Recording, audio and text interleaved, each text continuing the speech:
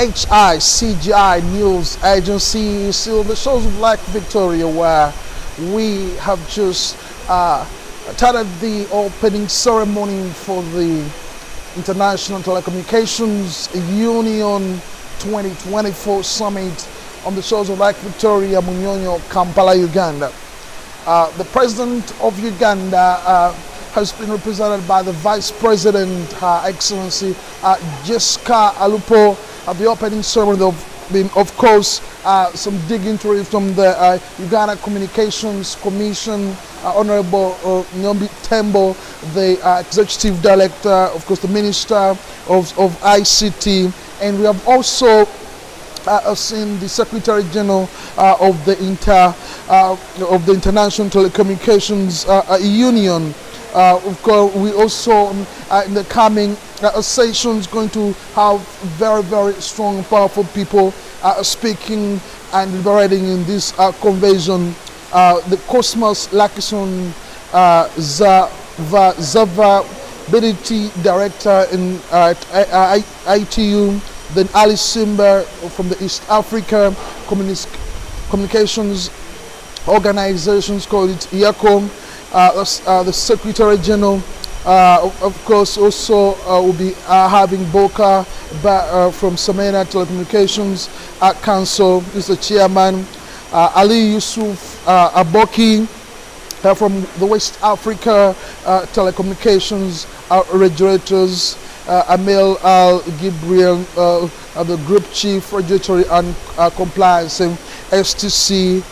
Swag Al-Taib, BDT, ITU, Christina Kemeret from Brazil, big brands like Hawaii, Malchos, over 1,000 companies who are taking part in this important summit. There are, of course, voices that we just heard especially from the Ugandan side, about reducing the cost of devices. They're saying that the connectivity or internet connectivity is no longer a luxury but a necessity, and it's one of the ways of fighting poverty. When you look at the issue that the boss has just raised in respect of the devices, many youth around the world, especially from the great developing countries of the world, cannot afford these devices that are important for communication, like the smartphones, tabs, and all these other devices. Of course, been also areas of the speed, the connectivity, how fast it is, and also one of the challenges that is being faced is internet. Ever since it was declared as a human right, there's been censoring in so many countries, especially when there are election times, the internet is shut down, and as well some social media sites have also been shut down. Of course, there's also been some misuse when we talk about the internet. Participants, ladies and gentlemen, it's reckoned that the number of people globally who have no access to the internet is 2.6 billion people. This statistic has been quoted at a few occasions this year at the World Economic Forum annual meeting in Davos in January, and more recently in Geneva at the annual meeting of the International Telecommunications Union Council in June. This translates to 1/3 of the global population who are in digital darkness. This calls for urgent action. Telecommunication regulators must be at the forefront of initiating dynamic regulatory interventions to ensure that this number of unconnected people reduces rapidly. Access to the internet is no longer a luxury. It has become an absolute necessity, denial of which means denial to essential services like education, medical care, financial inclusion, to mention but a few. Connectivity does not function as a lone ranger. For connectivity to have impact, we must ensure that the appropriate and relevant content exists. Once that is tackled, the looming question we have to answer is, do our respective stakeholders have the capability of understanding and relating with the content that have been designed? Furthermore, there is need to ensure that affordable smart devices are available to enable optimal usage of the internet. United Nations Secretary General, His Excellency Antonio Guterres, said this past June that bridging that divide is not only an economic necessity, but a moral and humanitarian imperative. And I totally agree. We therefore welcome you to Uganda, the Pearl of Africa, where we will be discussing regulating for impact as we look at the economic, social, political, and moral necessity of bridging the digital divide. We can see how digital connectivity has shifted from being a luxury to an absolute necessity by looking at how so many services as well as new products are available online. The lack of connectivity curtails not only the socio-economic development of individuals, but it cascades upwards and affects the entire nation. We cannot talk of poverty reduction and sustainable development without interrogating how these can be impacted by enhanced and global usage of the internet. Our young people, more so in sub-Saharan Africa, are yearning for enhanced connectivity, as they have become increasingly aware that the opportunities we have been denied for centuries, we can catch up on through global connectivity. The young people want to punch above their weight. They want to do things differently, and the internet holds the key to this, so we must not betray their dreams. As well as all of us here know, lack of connectivity affects several dimensions of our existence as humans. It affects us from getting out of poverty. It affects us from accessing information. It affects us from civic engagement and participation.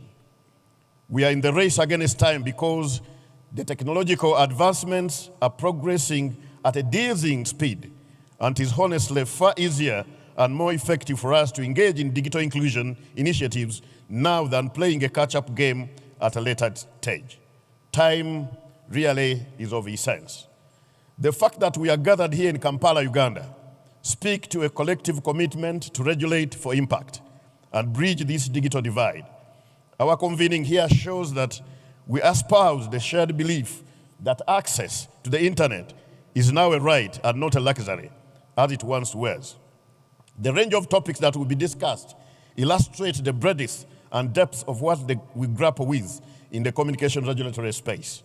From digital regulation to executive roundtable discussions on charting the course of transformative technologies, from development issues and private sector to high-level ministerial panel discussions on maximizing digital opportunities for impact, these are just the tip of the iceberg on the areas in which we want to make an impact. GSR 24 presents us with an opportune platform to dialogue, to not only gain and share insights and best practices on current issues, but to also brainstorm on technological advancements as well as challenges we anticipate in the near future. Distinguished ladies and gentlemen, the only way that we can achieve our goal of making an impact in our sector, which is also linked to us achieving the sustainable development goals, is through collaboration. Without collaboration, all our individual efforts, as admirable and ambitious as they are at making an impact on the different stakeholders we serve, will remain a siloed effort. Collaboration is our only viable solution. So what does collaboration look like for us? I believe collaboration entails two-way, frequent and dynamic communication amongst governments, the private sector, civil society, telecommunications regulators, and the average citizen. We need to adopt a collaborative approach to formulating policies that are inclusive and make significant investments in building the infrastructure that will lead to the unconnected populations receiving connectivity and also being effectively empowered on using the various digital tools available. Our ultimate goal, distinguished ladies and gentlemen, is for digital inclusion and digital equity, a connected world where each individual can purposefully thrive in a digital era. While the task ahead of us is bridging the digital divide, seems immense. It seems so only because we are looking at it through individual lenses. What makes this challenge surmountable is if we look at it through a collaborative lens. What this task requires of us is vision, focus, and determination. We applaud the private sector, which has driven connectivity efforts at speeds never anticipated some 30 years ago. It is incumbent on the governments and regulators to ensure that these efforts are rewarded through dynamic fiscal incentives.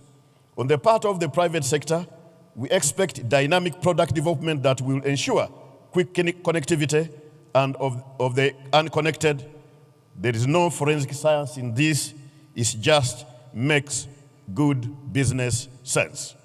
Let us use GSR 24 as an opportunity to reaffirm our commitment to regulating for impact. I'd like to once again warmly welcome you to Kampala, Uganda. You'll have an opportunity to experience our warm and hospitable nature here at Munyonyo, as well as beyond the confines of this conference. Whatever little time you save, ensure that you stroll around Kampala and even beyond. At the end of the conference, after we have mapped how to partake enhanced regulating for impact, you'll also agree with us that indeed Uganda is the pearl of Africa. Let the conversation begin for God and my country.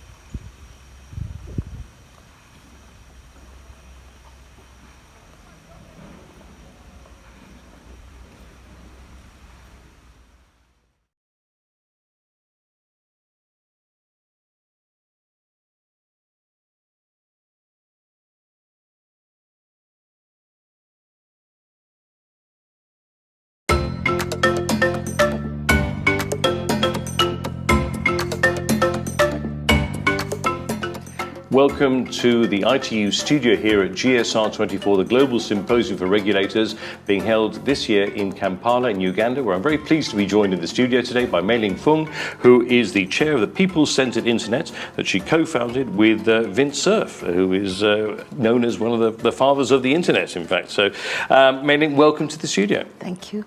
Now, let me ask you, participating in GSR 24 is one of the key benefits of being an ITUD sector member. Why is participating in this unique platform for discussions important to you and your organisation? Well, for the people-centred internet, this is a critical time. Digital is getting into every part of society, and regulations have to make sure that digital technology, in fact, serves the people. What we stand for at the People-Centered Internet is an internet of the people, by the people, and for the people. The issue of digital cross-sector regulation is coming to the forefront, especially with AI cutting across all sectors, but all the impact of it lands, whether it's transportation or health, on a single person or a single family or single community. We have to look at new ways of measuring things in order to realize the impact so that regulators can be guided by humanity and our need to serve humanity. Regulation for impact is the theme for this year's GSR. In your opinion, what role does industry play in conversation with regulators, peers, and other digital stakeholders? Well, I've been in Silicon Valley for 4 decades. I've worked for Intel, I've worked for Oracle, but I've also served with the US government as the socio-technical lead for the future of health. In there, we recognize that networks are going to be a critical factor. So impact of regulation for impact is so important because today most of the ways we measure things are inherited from a paper and pencil era. But with Internet of Things, with artificial intelligence, we can now actually consolidate the impact over space, over time, in much greater capacity. We can really measure impact. Not just input, not I spend $100 million on education, but what was the output? How many teachers? How many students? What was the outcome? What happened? And the impact. Did they get good jobs? Did they have flourishing lives? Could they support a family? We can measure all of this now. We have to make that change.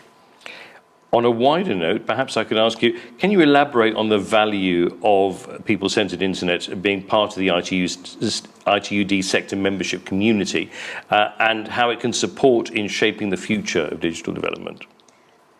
There's this new musical called Hamilton, and in there is a song that says, "In the room where it happened." GSR is the room where it's going to happen. So for the people-centered internet, standing for an internet of the people, by the people, and for the people, we want to make sure the people are in the room where it happens. Amazing. Thank you so much for those wise words and the wonderful insights into your particular participation here at this event. And hopefully we'll catch up with you again very soon. Thank you. And if you've enjoyed this interview, there are plenty more on the ITU YouTube channel, as well as podcasts on SoundCloud, Spotify, or wherever you get your podcasts from. And for further information, why not visit our website at www.itu.int. Thanks for tuning in.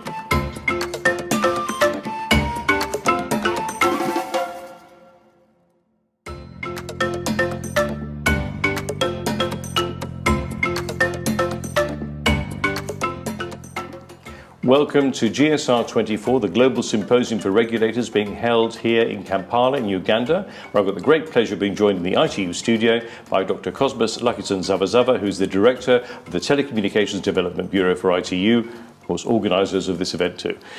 Cosmas, welcome to the studio. Thank you very much, Max. Now, GSR 24 is a great event which happens every year. It's gone to all sorts of different countries. This year, as I mentioned before, we're in Kampala in Uganda, which is wonderful. I wanted to ask you, what's particularly significant about GSR 24? Yeah, as you all know, Max, GSR is a premier event, an annual event of ITU, and we are very proud that it is drawing crowds and crowds every year. Last year, we were in Sharm el-Sheikh, Egypt, where we broke records in terms of the number of attendees. This year, it is very significant. We are here in Africa, in Kampala, welcoming weather, hospitality, everything. But we are looking at basically two key introductions to our topics. Our focus always is to create an enabling environment in the information and communication, telecommunications sector. And we are going for the first time to talk about artificial intelligence. Regulating or not regulating. But that is very important for us to discuss. And also, of course, we are going to be looking at issues of space economy and space sustainability. So those are great topics. We are also going to have technology for climate impact.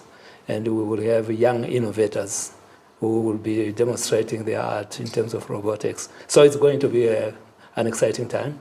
And the attendance is already impressive. It certainly is, as is the venue and the organisation, I'm sure. In terms of what's being going on here and what's being adopted, I know that there's the best practice guidelines that are being adopted here at GSR 24 to help advance regulation for impact. How can that happen? You know, in the development sector, we have a slogan, it's BDT for impact.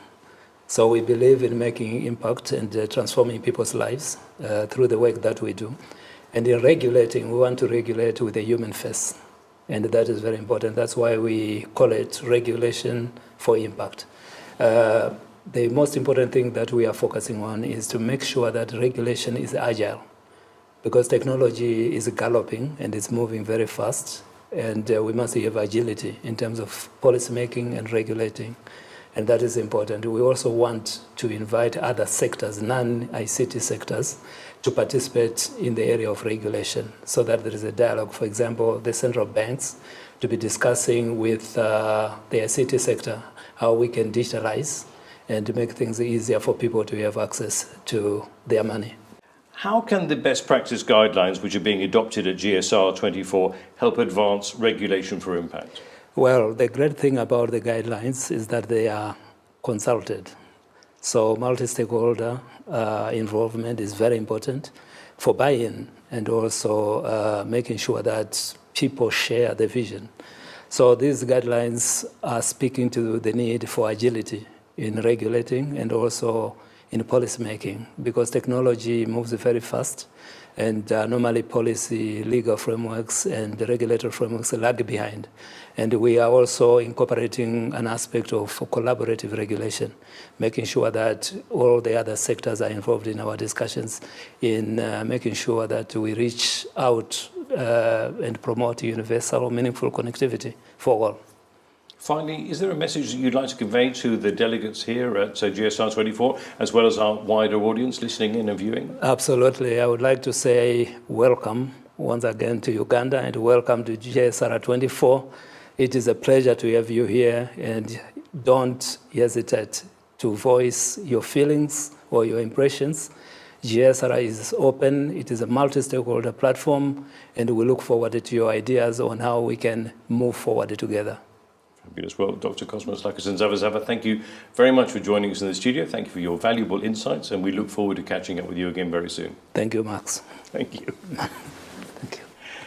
And if you've enjoyed this interview, there's plenty more on the ITU YouTube channel, as well as podcasts on our podcast channels, SoundCloud, Spotify, or wherever you get your podcasts from. And for further information, why not visit our website at www.itu.int. Thanks for tuning in.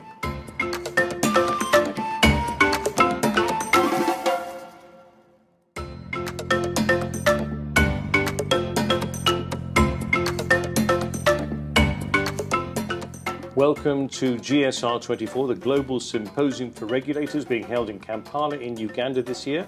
And I'm very pleased to be joined in the studio today by Professor Sandra Maximiano, who is the chairwoman of the Board of Directors for the National Authority of Communications for Portugal, ANACOM. Professor Maximiano, welcome to the studio. Thanks for inviting me. It's a pleasure. Now, the digital revolution that we're facing is a driving force for change. How has ANACOM been evolving to navigate these, what some would say, turbulent but exciting waters? Yeah, as you said, very turbulent, but very exciting and very challenging. So we are getting prepared by, let's say, just looking at this ecosystem as a whole. So the ANACOM now is actually has new competences in regulating the digital services. So under the scope of Digital Service Act, regulating this digital ecosystem. Also, we are paying very close attention to the regulating the AI as well, and getting prepared for that. And as you know, and everyone is expecting AI to be very human-centered. So we are also focusing very much on behavioral insights and how we can get more behavioral insights into regulation, which is a big challenge that I think all regulators should face now, and be more attentive to what is called the behavioral biases that all humans face.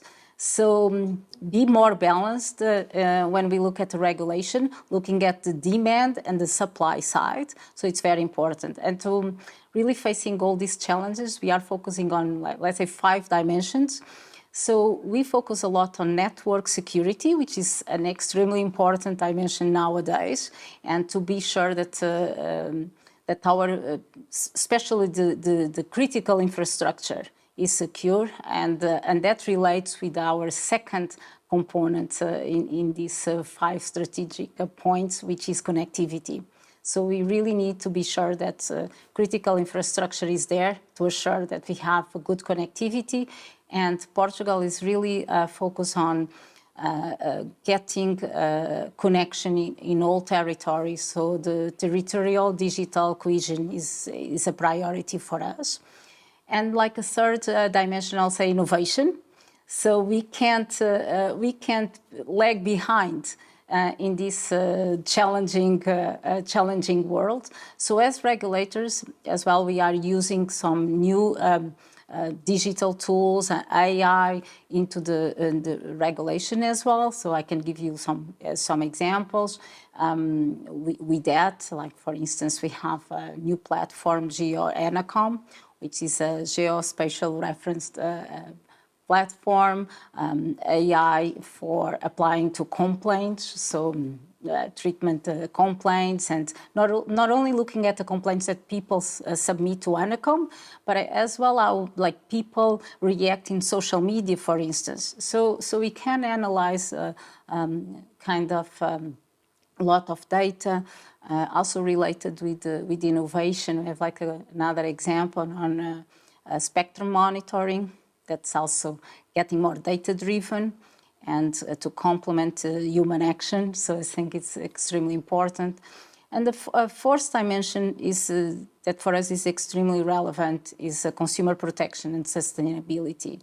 And related to that, I can, and probably we will have time to talk a bit about that later, but so we have our new submarine cable that has a smart component that is actually going to look at, let's say, earthquake activity and some climate changes, and so collecting data that is meant for improving this consumer and users' protection as well, and relates to the sustainability development goals. So it's really important for us.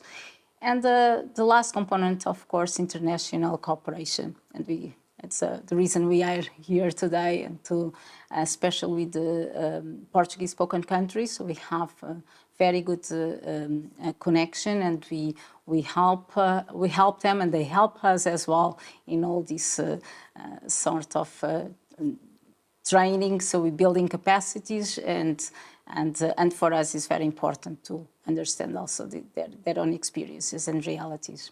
Now, you've gone into a certain amount of depth there, but I wonder, perhaps, are there any concrete examples that you think would be particularly useful and interesting for our audience to know about? So within these dimensions, as I mentioned before, so the security one, for example, so we are working. I think the network security it's a good point, because it's an area where we are working in close cooperation with a large set of entities. And I think it's very important to understand that nowadays we cannot be alone at all. So give you an example of, for instance, Portugal in 2017, we suffered from a big wildfires, and that destroyed part of our communication system. And then we had really to work to build a working group and like a task force. And that task force is comprised by different sort of entities, and work in close cooperation with them to set new guidelines and new procedures for to react under these circumstances. So this is one example, but we have also other groups or other task force for instance, to know which critical infrastructures that are in the country. So also to have this collection of the critical infrastructures, we need a joint work. And we work closely. We also have like a task force with the operators to have like specially, let's say, security commissions to work in case of incidents happen. So I think it's a good example of where collaboration is a very important point. On the innovation side, for instance, I mentioned the GeoEnacom, IAXIA, so these new platforms that we are developing, and the spectrum monitoring as well, all this work that we have been doing more recently.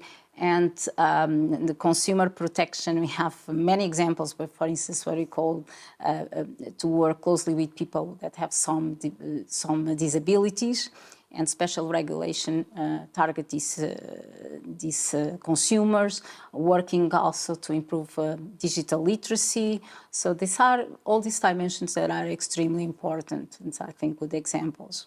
In relation to connectivity, Portugal is perceived to be a leader in the submarine cables ecosystem. Could you tell us perhaps some of the reasons you dedicate so many efforts to international connectivity, and in particular the submarine cable systems? Yeah.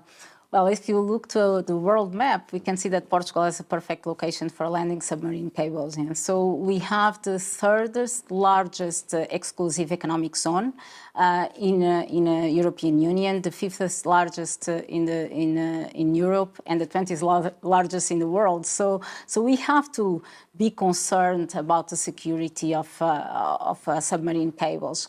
And we also have a lot of experience on them because we have these two main islands, so Azores and Madeira, and we have been connecting these islands to the mainland.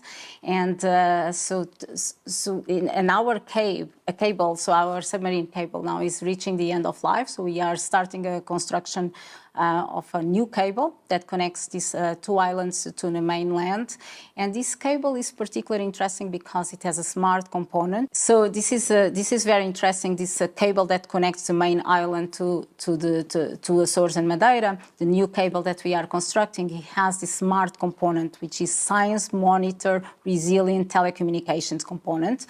And this will allow us to check for earthquake activity, climate changes, and of course collecting lots of interesting data for research purpose, but also for environmental protection and some other important aspects for our security. So this is very important, but also for national defense, because as you can imagine, there will be lots of other type of information that we can collect with these sensors. So Portugal is especially concerned with that. So we are working in cooperation with a large set of entities and to see how we are going to treat this data and deal with the data. So we are concerned with the physical infrastructure, but also as well with the data aspect of it.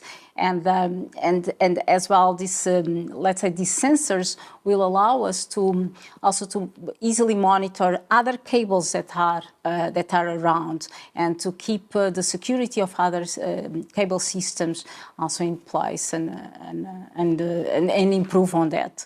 So it's I think it's a very good move that we are doing, and I think it sets an example for other subsea cables constructions in the future, for sure. Well, thank you very much indeed for sharing these fascinating insights with us. I didn't know there was quite so much going on there. In fact, yes, it's all there under the water there. So we don't really know about it until it stops working, and then we certainly do. and sometimes stops working just because of a fisherman activity or a very simple. That's unbelievable, and it cuts these fibers. Yeah. Well, it's wonderful. I'm glad that that's all that work's happening. But thank you so much for joining us in the studio today, and hopefully we'll catch up with you again very soon. Yes. Thank you. Thanks. Great. And if you've enjoyed this interview, then do stay with us and check out our other interviews on our YouTube channel, as well as podcasts on our podcast channels. And for further information, visit www.itu.int. Thanks for tuning in.